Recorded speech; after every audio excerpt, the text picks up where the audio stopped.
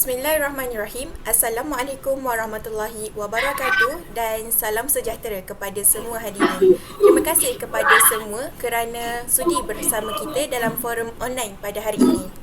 Tajuk yang kita bincangkan pada hari ini ialah kongsikan idea dan pengalaman dalam menyampaikan maklumat berkualiti berkaitan kepentingan, peranan dan tanggungjawab bagi mencapai dasar 2, 3 dan 4 GKKO serta kesan kepada norma baharu.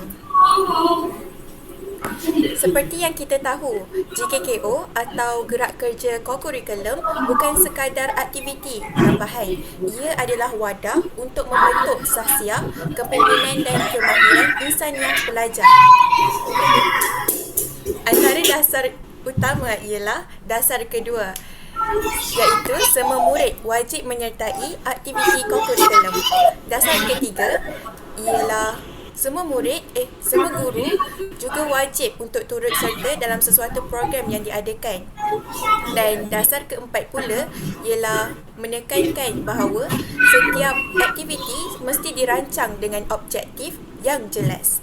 Hari ini bersama saya dua panelis hebat iaitu Farisha dan Hazif. Mari kita mulakan dengan panelis pertama iaitu Farisha. Silakan. Terima kasih Dia. Apabila kita bercakap tentang kepentingan, kita perlu lihat dasar 2 iaitu semua murid wajib menyertai kurikulum. Ramai murid rasa ini beban, tetapi sebenarnya ia sangat penting. Kurikulum membentuk sahsiah, kepimpinan dan semangat berpasukan. Contohnya, murid dalam pasukan pengakap bukan hanya belajar ikatan atau kawan, tetapi juga membina disiplin dan daya berdikari. Jika sertai kelab akademik pula, mereka belajar mengurus program dan meningkatkan keyakinan diri.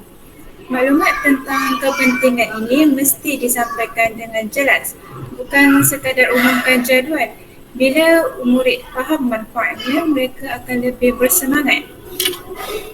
Saya sendiri pernah sertai pertandingan kuis secara maya ketika PKP. Walaupun hanya melalui Google Meet, pengalaman itu mengajar saya mengurus masa, berkomunikasi dan menggunakan teknologi dengan lebih berkesan. Ini membuktikan bahawa walaupun dalam norma baru, kurikulum tetap relevan. Yang berbeza hanyalah cara maklumat itu disampaikan. Baiklah. Terima kasih kepada Farisha atas perkongsian yang menarik sebentar tadi. Baiklah, mari kita dengar pula pandangan Hazif tentang aspek peranan. Terima kasih Dia. Saya setuju dengan pendapat Farisha. Dasar 3 pula menekankan semua guru tu wajib menyertai kurikulum. Ini jelas menunjukkan bahawa peranan guru tu sangat besar. Guru bukan sekadar mengajar di bilik darjah. Mereka adalah pembimbing, penasihat, pengurus, malah role model kepada pelajar. Sebagai contoh, guru penasihat bola jaring yang rajin melatih pasukan bukan hanya mengajar teknik bola jaring tersebut, tapi juga mendidik tentang disiplin, kerjasama dan pentingnya menjaga kesihatan. Dalam norma baru, guru lebih kreatif. Ada yang membuat video latihan di YouTube dan ada juga yang menggunakan aplikasi kecergasan untuk menilai pelajar. Inilah bukti bahawa peranan guru semakin luas dan penting. Maklumat tentang peranan guru perlu juga disampaikan kepada murid agar mereka menghargai usaha dan pengorbanan guru dalam kurikulum. Menarik sekali pandangan Hazif. Sekarang, mari kita masuk pula ke aspek tanggungjawab dan hubungannya dengan norma baharu. Farisha, boleh kongsikan pandangan awak? Ya Dia, dasar 4 menyatakan bahawa setiap aktiviti mesti ada objektif, kaedah pelaksanaan dan penilaian yang jelas.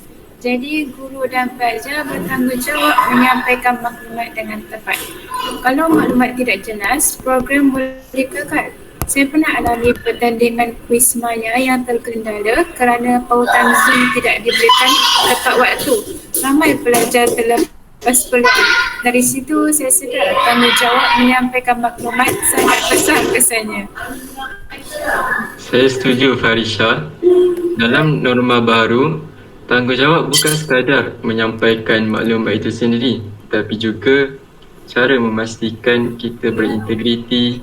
Zaman media sosial ni banyak maklumat yang tidak sahih tersebar.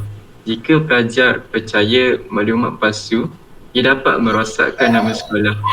Oleh itu, semua pihak mestilah memastikan maklumat ni hanya datang dari sumber rasmi saja. Contohnya daripada laman web sekolah atau saluran Telegram rasmi. Ini penting untuk menjamin kualiti dan mengelakkan kekeliruan. Betul tu. Jadi, jelas bahawa tanggungjawab merangkumi ketepatan maklumat dan juga integriti dalam penyampaian. Alhamdulillah, banyak ilmu yang kita dapat pada hari ini. Kesimpulannya, kepentingan menyampaikan maklumat berkualiti ialah supaya murid faham mengapa kokurikulum itu diwajibkan. Peranan guru pula amatlah besar sebagai pembimbing, motivator dan teladan. Sementara itu, tanggungjawab semua pihak adalah memastikan maklumat yang disampaikan tepat, jelas dan berintegriti. Dalam norma baharu, teknologi menjadi medium utama, tetapi prinsip asas komunikasi tetap sama, iaitu tepat, jelas dan sahih. Semoga forum online kita pada hari ini memberi pencerahan tentang pentingnya komunikasi berkesan dalam mencapai dasar 2, 3 dan 4 GKKO. Dengan itu, saya ucapkan terima kasih kepada Farisha dan Hazif serta terima kasih juga kepada audiens yang mendengar forum online kita pada hari ini. Sekian sahaja forum kita. Assalamualaikum warahmatullahi wabarakatuh dan salam sejahtera.